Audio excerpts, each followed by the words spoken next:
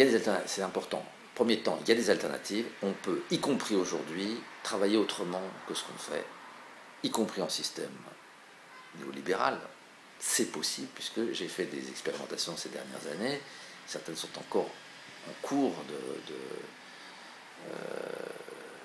de développement pour l'instant, qui marche avec un travail qui est organisé autrement. Donc on peut remanier l'organisation du travail, c'est évidemment dans des entreprises, vous avez compris, du type de celles que je vous ai caractérisées tout à l'heure, où les gens, pour eux, le long terme est important. Donc il ne faut pas gâcher. Donc c'est des gens qui sont préoccupés par la continuité et le développement durable, même si on n'appelait pas encore développement durable, l'idée de la durée et de la pérennité du travail et de l'œuvre. Donc vous voyez tout de suite que votre travail, il a une continuité avec l'œuvre de la culture. Alors là, les gens sont dans un autre rapport.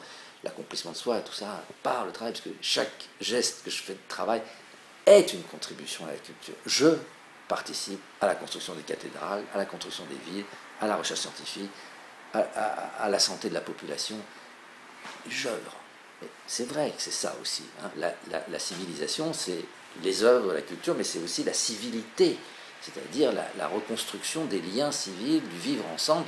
Et chaque fois que je fais quelque chose pour le vivre ensemble, j'apporte quelque chose à la culture et à la civilisation. Donc, le fait de sentir ça, y compris dans des tâches qui passent pour peu nobles, eh bien, c'est énorme. C'est ce qui fait aussi que les gens peuvent se dépenser quelquefois beaucoup pour leur travail, y compris en renonçant à justement des gratifications en termes de salaire, parce qu'ils font quelque chose qui a un sens, et que c'est quand même de ça que nous vivons à la fin des fins. C'est pas de l'argent. Ma longévité, mon plaisir de vivre, il est pas mal. On peut penser dans l'argent trop important. Ça ne remplace pas ça, qui est ce rapport de soi à soi et le rapport à l'autre. Alors, il y a des alternatives possibles, et je pense l'avoir montré. Ça n'est pas encore publié, mais c'est en instance de l'être. Et ce sera fait.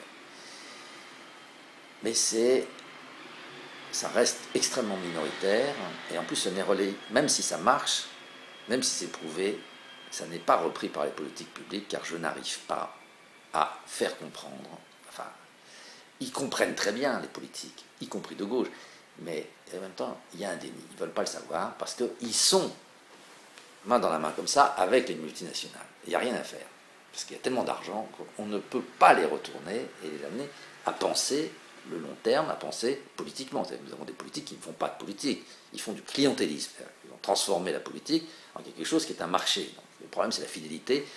À ceux qui tiennent et le pouvoir, il est constitué et reconstitué toujours sur ces alliances, au détriment de la vérité du politique, quitte à ce que, politiquement, on détruise la cité. C'est ce qu'ils font. Ils le savent très bien. Ils savent très bien que le travail, c'est un problème fondamental.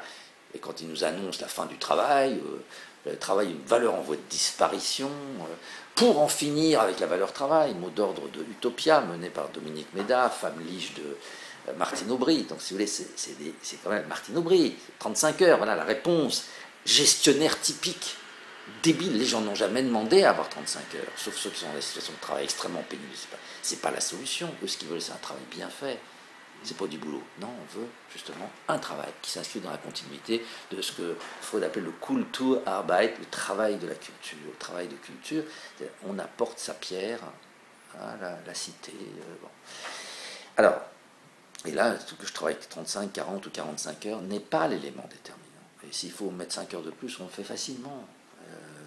On le fait tous, nous, ici, quand on a cette chance d'être dans un travail qui a encore un sens.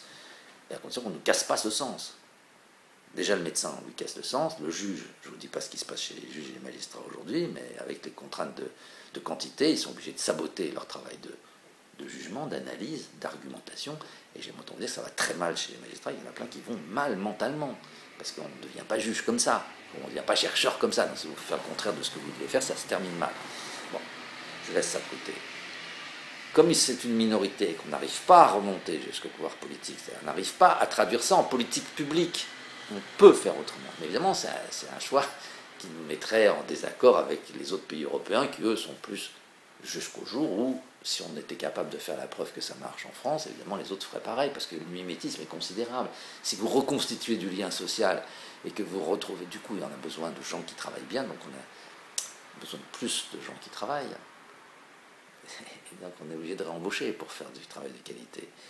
Et simplement la marge bénéficiaire, elle est moindre. Donc vous déplaisez au fonds placement américain. Tant pis, tant pis.